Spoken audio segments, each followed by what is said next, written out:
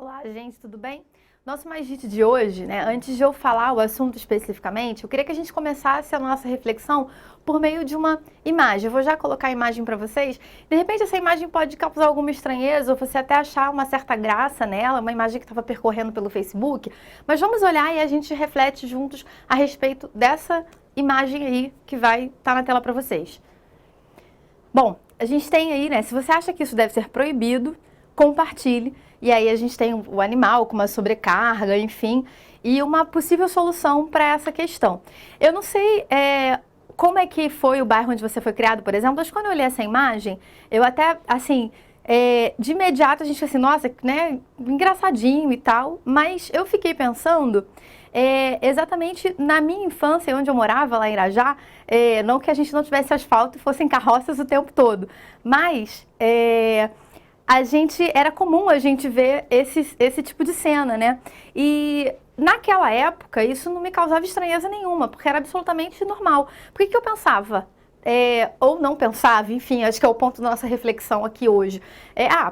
Se o homem, não pode ser o homem a carregar todo aquele peso, já que não dá para o homem, já que humanamente ele não conseguiria carregar esse peso, que mal tem de se utilizar o animal.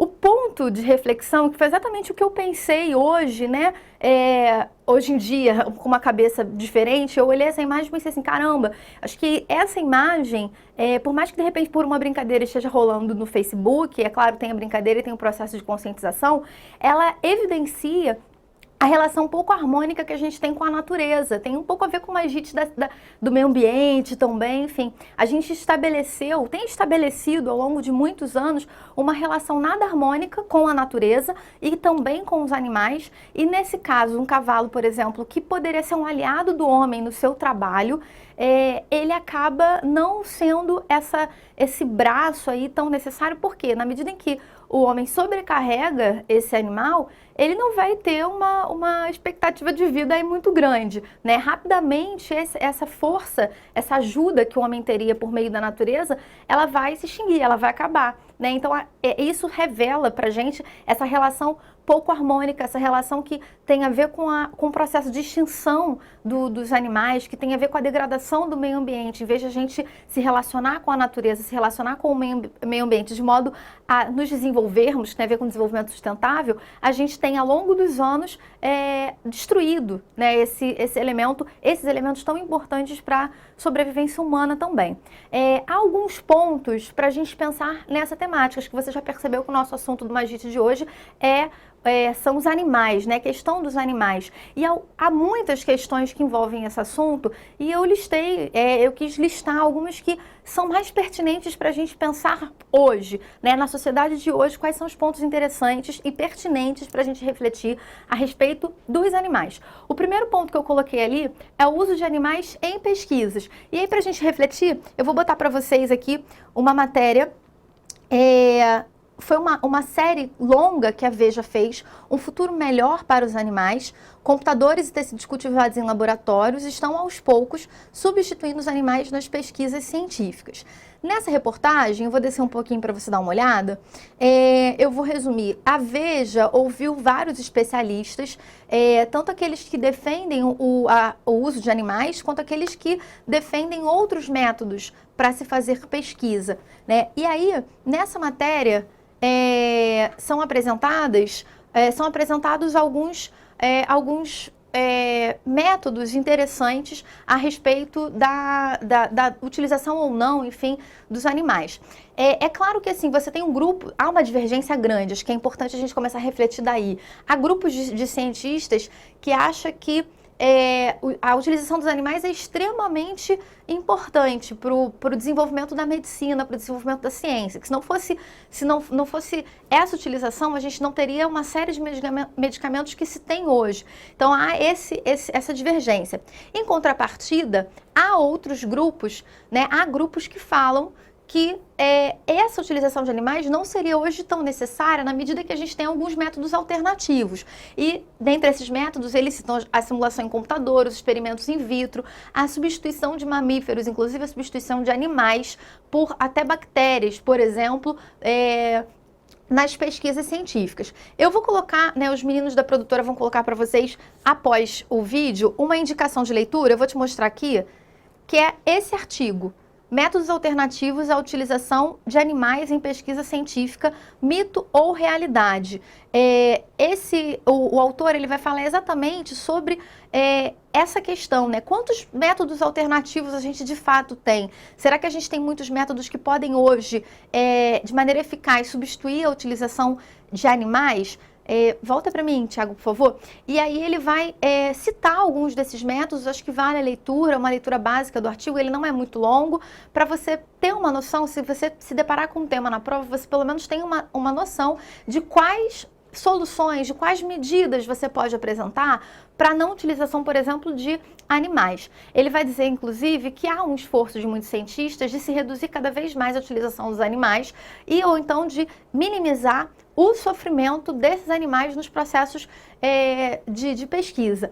E aí a gente entra nesse ponto aqui, que é a questão da ética, né? A ética no experimento de animais. Até ainda há pouco mesmo, eu estava conversando sobre o magite com a professora Marina, de biologia. E aí eu perguntei para ela qual era a opinião dela a respeito da utilização de animais, né? E aí ela falou um pouco sobre essa questão exatamente da ética, no uso da questão da bioética mesmo, né? No uso de animais em experimentos. Ela fala que há muitos experimentos, inclusive, que são desnecessários, que os resultados que os cientistas já chegaram a resultados e aqueles experimentos necessariamente não deveriam ser feitos e os animais sofrem muito com os experimentos. Ela chegou a citar que ela viu na universidade, inclusive, um vídeo de um experimento em que uma pasta de dente era colocada nos olhos de um macaco. Enfim, fazia parte do experimento, mas trazia para aquele animal muito sofrimento. E aí ela, inclusive, destacou, estou trazendo a informação que eu acho que é interessante para a gente pensar até na questão da interdisciplinaridade,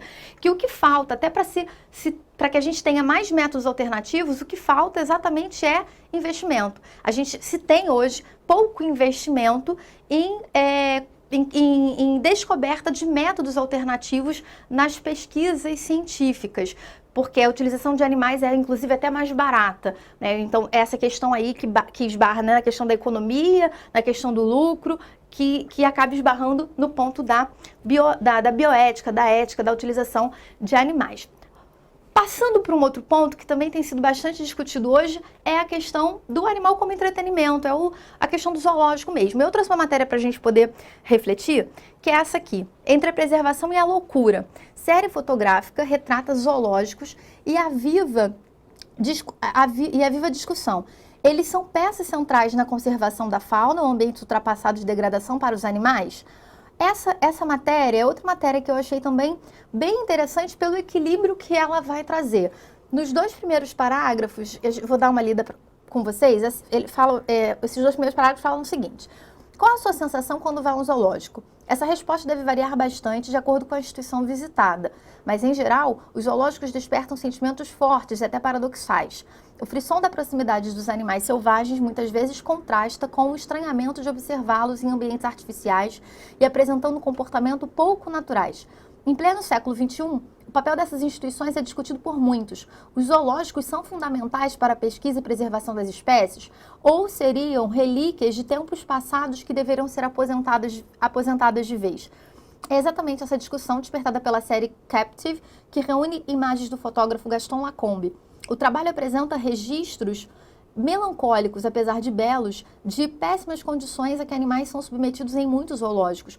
As fotos foram feitas ao longo dos últimos 4 anos em dezenas de zoos de 9 países, Estados Unidos, Canadá, Letônia, Brasil, Argentina, e ele cita os países. Aqui a gente tem um ponto que é contrário, né, relativamente contrário, questionador em relação aos zoológicos. Mas eu quero destacar esses outros 2 parágrafos em que a gente tem exatamente alguns pontos positivos sendo destacados, ressaltados em relação à existência dos zoológicos, né? Em especial, no que se refere à conservação, a zoóloga Yara de Mello Barros, presidente da Sociedade de Zoológicos e Aquários do Brasil, destaca que os zoos já foram fundamentais para salvar da extinção dezenas de espécies, como o cavalo de esse nome bastante difícil, Percivalski, o condor da Califórnia, o bisão americano e o furão do pé preto. e o mico-leão dourado. O suporte técnico e logístico dos zoológicos tem contribuído ainda para melhorar o status de conservação de muitos outros animais, avalia. Barros também destaca o poder transformador que enxerga nessas instituições. Para muitas pessoas, elas são o único meio de acesso à natureza e, portanto, sua maior propaganda, além de ferramenta educacional mais efetiva para falar sobre conservação, defende. A mágica proporcionada pela visita a um bom zoo pode mudar a atitude, gerar empatia e estimular uma conexão mais sustentável, menos predatória com o nosso planeta. Repara que aí a gente tem, inclusive, até algumas medidas de proposta de intervenção, por exemplo, em relação ao zoológico, né? A função do zoológico dentro da nossa sociedade, né? Sobretudo nas grandes cidades. O que a gente precisa refletir nesse ponto é que, assim, se não há um investimento, se não há um zoológico adequado para aqueles animais, ele não está exercendo função nenhuma. Se você vai, por exemplo, a gente está vivendo esse problema no zoológico do Rio. Você vai ao zoológico do Rio, os animais estão apáticos, o ambiente está em estado de degradação, não há qualquer investimento. Essa função que cita a Yara, ela não é cumprida, porque você não vai ter uma noção de preservação de meio ambiente, de contato com a natureza, de importância do animal na nossa vida, se você tem esse tipo de entretenimento que não está ligando exatamente para o animal. Então é um outro ponto que a gente precisa pensar. Tranquilo? Respira fundo. Falei que a gente tinha alguns pontos pertinentes, eu vou passar para um outro ponto extremamente importante relacionado ao Brasil. O próximo ponto que eu coloquei aqui para vocês é o tráfico de animais silvestres. O tráfico de animais silvestres no mundo, ele é a terceira maior atividade ilícita e lucrativa do planeta. A primeira é o tráfico de drogas, a segunda é o tráfico de armas e a terceira é o tráfico de animais. O que é interessante e acho que ao mesmo tempo assustador é que 15% dos seres vivos catalogados estão aqui no Brasil. E exatamente aqui no Brasil, 15% está, aqui no Brasil, 15% do comércio mundial. Exatamente porque a gente tem uma diversidade de animais bem grande aqui no país. É aqui onde se concentra também um número elevado de tráfico de animais. É um problema, inclusive você encontra isso em sites do governo, é um problema que é destacado e que precisa ser resolvido. Há uma necessidade aí até quando a gente pensa em soluções relacionadas ao tráfico de drogas e ao tráfico de armas, a questão do tráfico de animais também é possível relacionar essas soluções. Você precisa fiscalizar melhor as fronteiras, você precisa ter uma maior fiscalização e também a gente pode, de repente, pensar numa maior penalização, porque a pena para quem comete esse ato é de 6 meses a 1 ano de detenção ou multa. Então, talvez se a gente pensasse não só numa maior fiscalização, mas também numa multa maior, numa detenção maior, numa penalização maior, a gente pudesse resolver essa questão. Ao mesmo tempo, pensando em Enem, como eu tenho dito para as minhas turmas, é o seguinte: não adianta a gente só pensar na punição. O Brasil trabalha muito na punição. A gente precisa pensar na proposta de conscientização. A gente volta ao ponto do zoológico. Se o zoológico serviria como um instrumento de conscientização da população para a importância do animal, uma vez que ele está degradado, essa função se perde, como eu havia dito. Então, a gente pode repensar essa função do zoológico, a gente pode repensar a maneira como a gente discute a importância do animal e até mesmo do meio ambiente nas escolas, na mídia, porque é necessário que essa pauta aí se torne um tema da agenda do dia. A gente precisa discutir, uma vez que ela tem várias implicações, tá?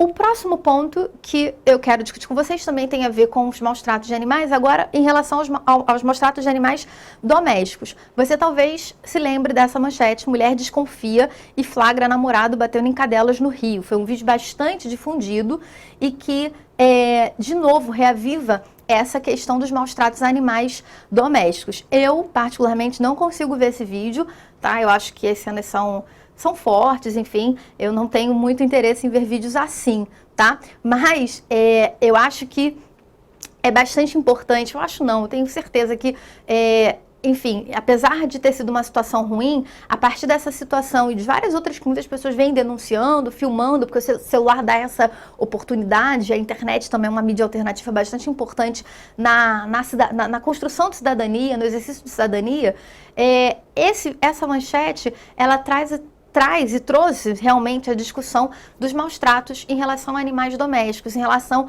a gatos e cães. E aí a Câmara dos Deputados aprovou. Ainda precisa ser, ainda não se tem uma resposta do Senado em relação à lei, mas a gente tem aí uma lei que foi aprovada na sua primeira instância, a detenção de 1 a 3 anos de pessoas que matarem ou cão ou gato, né? Além de outras penalidades em relação a pessoas que abandonarem, que maltratarem, ou a pessoas que usam animais, as rinhas de cães, né, por exemplo, também você tem uma penalização. O ponto interessante, sobretudo para quem luta por essa causa, é exatamente o aumento da punição, da detenção. Você tem hoje uma possibilidade de detenção de 1 a 3 anos se a pessoa matar um animal, um gato ou um cachorro. Para finalizar, a nossa discussão tem a ver também com os animais domésticos e a gente volta à importância do animal para a gente, para o ser humano. Vou colocar para vocês aqui a seguinte matéria que saiu no El País, né? Lares brasileiros já têm mais animais que crianças. Não é melhor que as famílias tenham mais animais de estimação do que armas e muros eletrificados onde nunca poderá nascer a molécula do amor? A gente tem essa matéria do El País, uma matéria também completa e traz alguns pontos interessantes. Vou ler com vocês o primeiro parágrafo. Nas famílias brasileiras estão se esvaziando os berços das crianças, enquanto cresce a presença de animais de estimação, como nos países mais desenvolvidos do planeta, por exemplo, nos Estados Unidos e no Japão, também no Brasil, o número de animais que convivem com as famílias supera a de crianças até 12 anos. E aí eles explicam que os dados foram do IBGE, a partir de uma coleta de 2013, mas acabaram de ser divulgados. Mais abaixo a gente tem esses números. O ponto que é interessante de a gente discutir nessa questão é assim, quais são as modificações da nossa sociedade brasileira para que a gente tenha hoje esse número de animais maior do que até o número de crianças? A própria matéria vai abordar alguns desses pontos. Um dos pontos que ela aborda são exatamente as políticas de proteção aos animais, e aí acho que a gente pode inferir que é a questão da discussão, da importância do animal, que vai acabar causando também uma maior conscientização e um maior interesse das pessoas de terem o animal. Ao mesmo tempo, a gente tem hoje um novo modelo de vida, né? Os casais estão optando por terem filhos mais tarde ou estão optando por não terem filhos e o animal ali acaba suprindo essa necessidade ou complementando mesmo a família. E aí as famílias brasileiras, elas têm reduzido o número de filhos e têm tido mais animais domésticos. Para finalizar, o que é interessante também de a gente pensar na importância do animal doméstico. O animal doméstico ele tem uma função muito peculiar no que tange até a questão da solidão, por exemplo. Pessoas idosas que têm animais domésticos, elas tendem a se sentir mais satisfeitas, exatamente porque tem esse tipo de companhia também. Uma outra utilização, não só de animais domésticos, né, mas se tem hoje alguns ramos da terapia, né, que trabalham com animais, medidas terapêuticas por meio de animais, com cavalos, ou até mesmo com cachorro. De repente você vai pensar em alguém da sua família. Eu, por exemplo, né, meu pai quando estava doente, quando ele era vivo, a alegria dele era estar com os 2 cachorrinhos que ele tinha, 2 cachorrinhos entre aspas, um era um pastor alemão. Mas o cachorro ali cumpria uma função muito interessante, que era a função do companheiro, né, que estava ali dia e noite. A gente sabe, né, de quem viu os filmes de animais acabam trazendo um pouco essa comoção, né? O animal é aquele que fica ali de noite. Eles sentavam ali no pé do meu pai e ficavam, né, o tempo todo, enfim. Porque o animal, eu estou dando o exemplo do meu pai, mas você deve pensar em vários outros exemplos. Isso é uma característica da sociedade de hoje. Acho que na medida, inclusive, em que a gente tem reduzido os laços interpessoais, as pessoas têm se relacionado menos, têm ficado mais nas suas ilhas, seja conectadas na internet, seja com os seus grupos de amigos, enfim. Na medida em que as pessoas acabam sofrendo um certo afastamento por conta da configuração da sociedade atual, o animal acaba entrando aí como um importante elemento